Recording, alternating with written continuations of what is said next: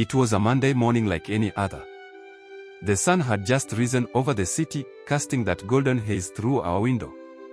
The aroma of chai and fried eggs filled the house. Amani, my wife, was always up before me, making breakfast before we both headed to work. But that day, something so small, so insignificant, changed everything. I took one bite of the eggs and winced. Too much salt. Not just a little, way too much. I pushed the plate away with a scowl and snapped. Amani, are you trying to kill me with this salt? She turned around, startled. It was a mistake, Brian. I must have poured without measuring. But I was already fuming. I stood up, wiping my tongue with a napkin dramatically. This isn't a kitchen, it's a chemical lab. You need to be more careful. Her face fell. She didn't argue. She didn't shout. She simply said, "You could have just said it nicely." And then, without finishing her tea, she walked out the door. No goodbye. I sat back down and finished my tea in silence. We didn't speak that evening. Tuesday came. Silence. Wednesday came. More silence. I kept expecting her to come and apologize for the salt. But she didn't. She cooked, cleaned, even laid my clothes out for work. She smiled once or twice, but I ignored it. I was too proud. If she wants to end this Cold War, she should be the one to apologize, I told myself. Salt or not, I'm the head of this house. On Thursday night, she greeted me at dinner, "Hi, baby." I glanced at her, then back at my plate, mumbling something under my breath. She giggled. "Still not talking to me? You're so stubborn." She called me stubborn, with a smile. She was teasing, trying to soften me. But I hadn't even more. I finished eating and left her at the table. She came to the bedroom singing, "Malaika," our favorite Swahili love song. I closed my eyes, pretending to be asleep. She went to the bathroom, still humming. Then she crawled into bed quietly. That was the last night I heard her voice. Around 3:10 a.m., I felt her tap my shoulder gently. Again. And again.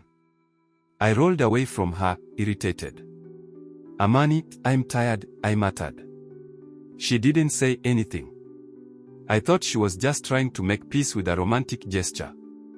But I wasn't ready to let go of my grudge. My pride was louder than her whispers. She didn't tap again. I fell back asleep. 7:20 a.m. I woke up late. Panicked, I rushed through my routine, changed into my work clothes, gulped down cold tea, and stormed out. She was still in bed, asleep. I didn't kiss her goodbye. I didn't even look at her face. I went to work, still annoyed about the salt from 4 days ago. When I got home that evening, something didn't feel right. The house was quiet. Too quiet. Simba, our dog, barked restlessly from the corner. The dishes from the morning were still in the sink. Her handbag was still by the door. I called her name, Amani. No answer. I ran up the stairs. Our bedroom door was wide open. And there she was, still in bed. In the same position I left her. Only this time, she wasn't breathing. Her skin was cold. Her lips pale. Amani was gone. She was asthmatic. She must have had an attack that night. She probably tapped me, trying to wake me up, maybe she couldn't speak. Her inhaler was in the drawer beside the bed. All she needed was help. Just a hand to pass it to her. But I rolled away. I assumed she was trying to be affectionate, or end the fight. She was actually trying to leave. And I failed her. At the funeral, her mother clutched my arm and asked me, did she suffer? I couldn't answer. I just nodded and cried. It's been 3 weeks. I haven't cooked in this house. I haven't touched the bed. Her perfume still lingers in the closet. Her slippers still at the foot of the wardrobe. Every morning, I wake up and replay that moment. What if I had just turned around? What if I had just helped? What if I had just let the salt go? We were supposed to grow old together. Visit Moshi. Have children. Argue over baby names. Dance at weddings. But I let salt and pride bury my joy. Please, whoever you are reading this, listen to me. Don't sleep angry. Don't let silence kill what love built. Don't wait to be right. Don't ignore someone trying to make peace. Sometimes the last thing they ever say is "Hi, baby." And sometimes the last thing they ever do is tap your shoulder, hoping you'll save their life. It's been a month since I buried Amani. A month since I heard her voice. A month since I ignored her final plea. A month of replaying that morning over and over, every single detail, every sound, every breath I didn't hear her take. I've barely eaten. The house has become a shrine. I still keep her pillow fluffed. Her clothes still hang in the closet. I can't bring myself to wash the tea mug she last drank from. I even stopped going to church. I couldn't face God with all this guilt. But something happened yesterday. Something I didn't expect. I was sorting through her handbag, something I hadn't dared to touch since the day she died. It was just sitting in the hallway where she left it, beside the umbrella stand. I opened it slowly. Inside were her usual things. Her lip balm. A broken pen she refused to throw away. Her inhaler, or the spare one. And then, a folded piece of paper. It had my name on it, to Brian, just in case. My hands shook. I sat down on the floor and opened it. It was dated the Wednesday before she passed. Here's what it said. My stubborn sweetheart. I know you're still angry about the salty breakfast. You and that tongue of yours, woman, face palming medium skin tone. I didn't mean to get it wrong. I was rushing to get to school and didn't even taste the food. But I saw your face. I saw the heart behind the anger. And I know mine mirrored it. I guess we are both too proud to say what we need to say. So I'm writing it instead. Brian, I love you. I really, really do. Even in silence. Even when you frown. Even when you storm off like a spoiled child. I just want our home to be full of laughter again. The way we used to tease each other about burnt rice and who snores louder. I know we'll be okay. We always are. But if anything ever happens to me, please don't let it be like this. Don't let the last thing between us be silence. Talk. Love. Forgive. Always. Your annoying, oversalting wife. Amani Red Heart ****. I don't even know how I finished reading it. My shirt was soaked with tears.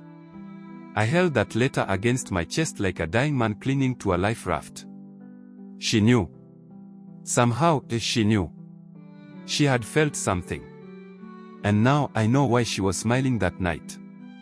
Why she was humming Malaika. Why she called me baby even when I ignored her. She had already let go of the grudge. She died in peace. But me. I'm the one learning how to live with the consequences of silence. So here's my second message to all husbands, wives, lovers, and friends. Don't waste time waiting for an apology. Don't weaponize silence. Don't hold grudges like medals. Because one day, you may be staring at an empty bed or with only a letter in your hands. Forgive fast. Hug tighter. Speak kindly. If you're reading this and you're still holding on to that fight, end it tonight. Say, I love you. Say, I'm sorry. Say something. Before it's too late. It's been almost 90 days since Amani left this world. People say time heals all wounds, but whoever said that probably never had to live in a house that still smelled like someone they loved, or sit at a table with a second chair you're too scared to touch. After reading her letter, yes, the one I found tucked in her handbag in part 2, something shifted in me. Not all at once. But slowly. Painfully. I started waking up earlier, not because I had energy, but because I wanted to try. I cooked breakfast one morning. I burned the toast and oversalted the eggs. I wept over that plate. But I also smiled. For the first time in weeks. A few weeks ago, I went to her school in Kinondoni. The head teacher, Mwalimu Fatuma, recognized me instantly. Brian. She spoke of you every day. She called you her big teddy bear, she said with a smile and tear-filled eyes. I asked to see her classroom. The moment I stepped in, I felt it, her presence. Little drawings still clung to the walls.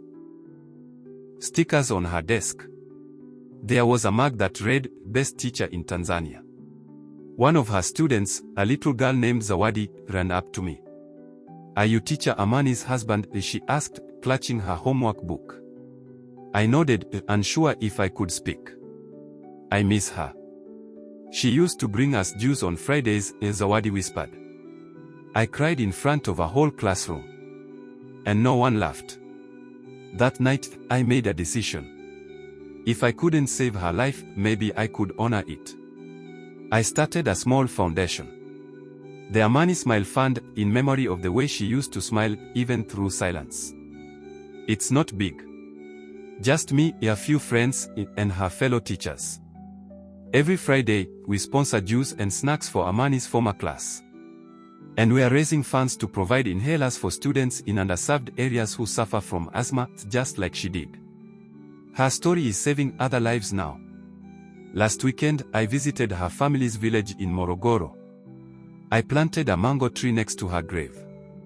She used to say, when I die, don't just bring flowers, plant something that grows.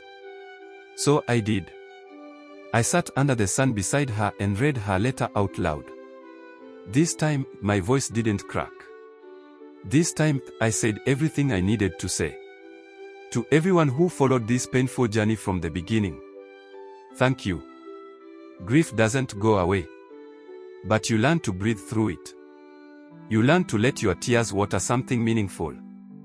If you're holding someone you love tonight, hold them tighter. If you're upset about something small, let it go. If you've been silent with someone you care about, please speak. Because you never know which good night will be the last. I couldn't save Amani. But every time I see those children smiling on Fridays, every time a mother receives a donated inhaler for her child, I know I'm slowly, painfully, becoming the man she always believed I could be.